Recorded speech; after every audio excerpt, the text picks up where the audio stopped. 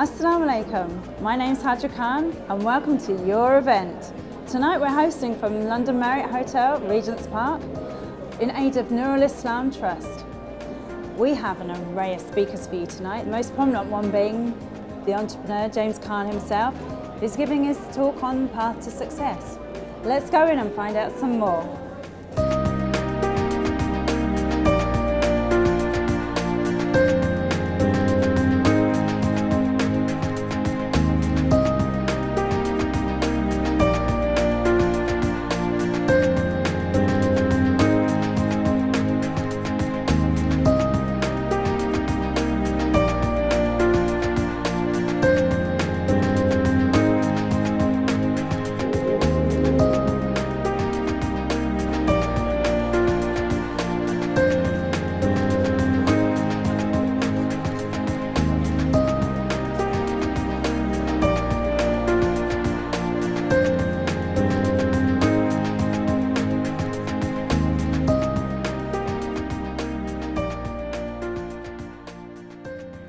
With people being shown to their seats and the venue steadily filling up, the audience waited in anticipation for the event to start.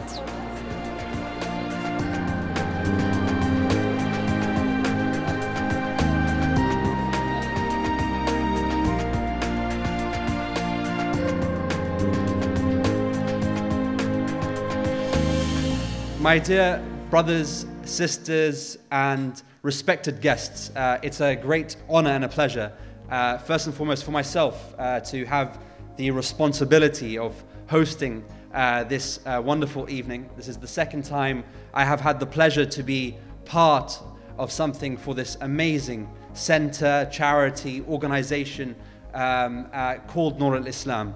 I am your host, of course. My name is Omar Ali, and I wanted to share with you something which I always think about. 50,000 years before Allah subhanahu wa ta'ala created the heavens and the earth, Allah decided and decreed for each and every single one of us, by soul, by body, by mind, by our heart, every single one of us to be here, sitting in the seats that you're sitting in tonight. Tonight is about changing this Islamic center, this mosque, which is regarded so highly in the Muslim community and the non-Muslim community, in interfaith circles and intrafaith circles. It's about transforming this hub into something which would be one of the leading centers of in the whole country.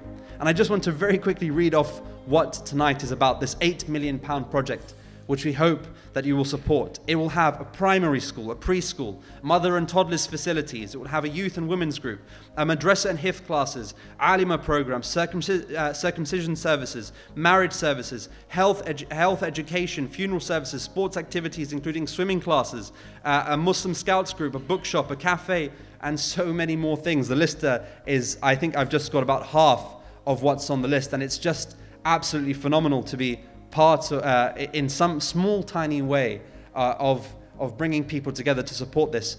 So without further ado, I'd like to welcome to the stage our dear beloved brother, the chairman of Nurul Islam, Sheikh Yusuf Hansen. We need to show that we are not what people think we are. We are what Islam teaches us and what Allah wants us to do, inshallah. Basically, all I want to do is just to give you a flavor of where this project is at. It's got a number of different facilities. You've got a primary multifunction hall, which will be both male and female. All the main primary spaces are subdivided, and they've all got their own separate entrance, so that males can use it, females can use it. You can have two functions in the same space. We then go to the library. The library is the hub of this elliptical drum, and is really the heart of the nerve center of the building. This elliptical drum actually goes all the way up through the building. But we have a library, we have a secondary multifunction space, which is within here, which is within this zone. And then going up from the basement, a lot of glass in the building, a lot of light. We want to try and get as much light into the building. It's a very modern, contemporary building. We want people to be able to see from the outside of the building the activities within the building. So we've also got a preschool area. Again, the preschool can be subdivided with a bifold partition both ways. And then the upper levels, you have the main prayer hall. We've used a lot of geometry. We've used a special type of structural slab that actually, where the geometry is expressed in the slab. You can see that in these coffered elements here. And then we're going up through the building, and this is actually the sisters level, the second floor level, which is dedicated to sisters. You've got a mother and toddlers area. You've got the prayer area. Again, shoes, and the way we've integrated shoes within the fabric of the building, where you put your shoes. So I hope that gives you a flavor for what is being proposed here. A state-of-the-art drop-in center. It's a drop-in center, it's a mosque, it's so much more than that. It's about meeting the needs of the community. You know, it really is a spiritual hub, a social hub for the whole of the community. Most people are looking for a path to success that is both easy and certain, but most paths are neither. Ikhlas, devotion, sincerity is the key word to achieve success. Be a person of ikhlas, then Allah will facilitate for you success, bi'idhnillah.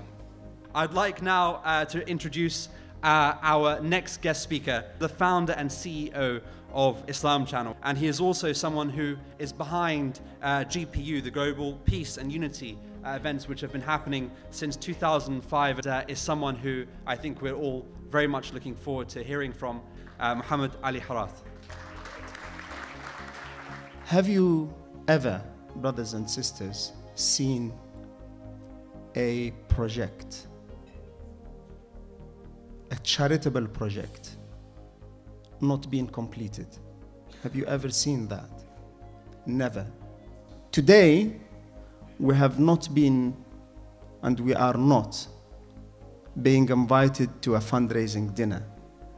Today, tonight, we are presented with a rare opportunity to do trade tonight, and that trade is with Allah subhanahu wa ta'ala. I'd like to welcome to the stage James Caan. I myself am a very proud Muslim, did my Hajj many years ago, and even I remember when I was on Dragon's Den, when somebody came in with an investment where they wanted me to invest in a business that produces wine, and on national television I said, thank you, that's a great idea, but sadly, due to religious reasons, I can't invest. So the point I'm making is actually, I'm extremely proud to be who I am, and I'm very proud of my faith and my belief. And despite whatever success you could achieve in life, I don't think that you should ever put your religion in front of that. I think you should embrace it and believe in it. I think a lot of people find so many reasons why they believe they can't be successful. And sometimes they believe it's because of their cultural background or their family background, or maybe because of their educational situation or their financial situation. I mean, for me, as an example, when I arrived here with my family in 1960, my father arrived here. He arrived from Pakistan. Sadly, he was uneducated. He had never been to school before, and he couldn't speak a word of English. So, I grew up in an environment where I didn't really get a huge amount of encouragement from an educational point of view, because he himself had never been to school. So a bit like him, I left school at 16 with no qualifications, because I saw my father running a business. He had a factory where he made leather garments, and in my head I thought that must be my journey, that I would want to be an entrepreneur. I'd also like to run a business. And unfortunately my father had this vision that I too would work in the factory with him and take over the family business, but unfortunately the idea of working 7 days a week in a factory didn't really appeal to me. So I said to my dad, listen, I think this is a great thing for you, this is your vision, this is your dream, but it's not really for me. And as you know, in the Asian community, as a son, there's this natural expectancy that you will just naturally follow what your dad will do. So unfortunately, my father and I, we fell out because I said I didn't want to join the family business. He said, you absolutely will join the family business. So I left home at the age of 16 with £30 in my pocket. My father thought I was a spoilt child, that I threw my toys out of the pram, and he thought that I would effectively come back after a couple of weeks. And by the time I got to the station, I'd made up my decision that I won't go back until I've made it. And most of my success, I'm absolutely certain, is very much around trying to prove to my father that he made the wrong decision by letting me go. So my journey really started at the age of 16, where I left home and decided that I wanted to start my own business. I accidentally fell into recruitment. I saw an advertisement in a newspaper where they were advertising for a trainee interviewer. Did the job for about a year and realized actually I quite liked this. I quite liked the concept of recruitment. And within 18 months left, and I set up a company called Alexander Mann, which was my own recruitment business. And I came up with a very novel idea of how recruitment should be done. And mashallah, that business literally went from strength to strength. And by the time I got to selling that business, we had 147 offices in 30 countries. And mashallah, that business today is probably regarded as the world's most successful business. I sold it in 2002. And today, that business has revenues in excess of $1 billion. 2 years after I left home and I'd set up my own business, I got in touch with my father and did actually make up with my dad. And the kind of probably the most important period for me was about 10 years later, we were having an event where we were celebrating the opening of our 100th office in Singapore. And we were having an event at the Dorchester, and I invited my dad. And as I was making the presentation in the audience, I could see my dad crying. And after I finished the presentation, I stepped down and he embraced me, and I think he was quite excited and quite proud that even he hadn't realized how big this business had become. And since that particular moment in time, he became my mentor, without a question of doubt that the success that I'd achieved, you know, despite the differences that we had, absolutely was based on his teachings, the work ethic, and my respect that I had for him. After inspiring talks from guest speakers, we reached the highlight of the evening with a special Q&A from entrepreneur James Caan, which was then followed by a beautiful recitation of the Caan and a dua from Sheikh Dr. Mohamed ibn Abdul Aziz. أعوذ بالله من الشيطان الرجيم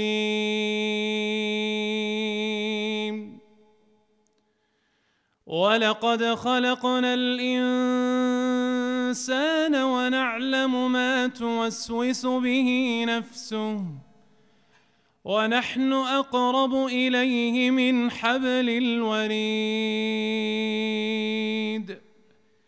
إذ يتلقى المتلقيان عن اليمين وعن الشمال قعيد ما يلفظ من قول إلا لديه رقيب عتيد اللهم يا واحد يا أحد يا فرد يا صمد يا من لا ند له ولا إله معه يا من عز فارتفع وخر كل شيء لعظمته وخضع يا حليما على من عصاه يا حليما على من عصاه يا قريبا ممن أمله ورجاه القلوب لك مفضية والسر عندك علانية الحلال ما أحللت والحرام ما حرمت سبحانك وبحمدك سبحان الله العظيم. And with a very happy crowd and dinner served, I went and spoke to special guests of the evening, along with members of the audience, to see what they thought of the night's events. I think right now, we as Muslims, I think are experiencing real challenges around the world. And I think the more that we do as a community, not as individuals, but as a community, that demonstrate that we are integrating, that we are being inclusive, and that we are doing things for the wider community, the better for us. This is an opportunity for the Muslims to stand out and demonstrate that we make a positive contribution in this country. And I think what this community centre does demonstrates and illustrates that we are part of this community and we can make a difference. I'm joined by Mohamed Ali, CEO of Islam Channel. I'd like to find out what he thinks of tonight's events too. Assalamu alaikum wa rahmatullah. Wa alaikum assalam wa rahmatullahi wa barakatuh. Have you enjoyed this evening's events? Alhamdulillah, the food was good and the environment was good, the dua and the Quran recitation. Quite a few things, nice things. Good evening. And I'm just here to see James Caan in action. I've seen him before, so it's just interesting to see him at a different event, really, in a very totally different light with Noor Islam as well. An inspirational talk with James Caan, I think that was excellent. And again, I think the project that they've shown, which I've seen before as well, and now looking at it at the next development stage, I think it's exciting. And I think one of these projects should be in every town and city. What do you think of tonight's events? No, I think it's a really good event, really well organised. Oh, tonight has gone very well. We didn't expect it even a few days ago. But whatever has written, whatever Allah wants, it happened. I didn't expect it to be this way, believe me. But thank Allah and thank brothers and sisters like you all who came here. May Allah reward everyone. How have you found this evening's events, Sheikh? It's very inspiring and very useful, especially in this very critical time where you have attacks left, right and center.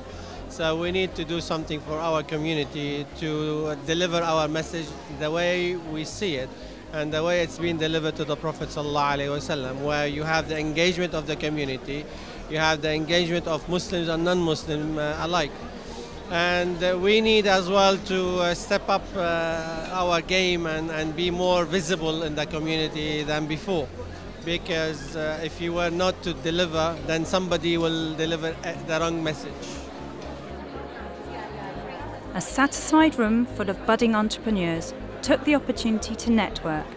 And so the night drew to a close, and the path to success was a success.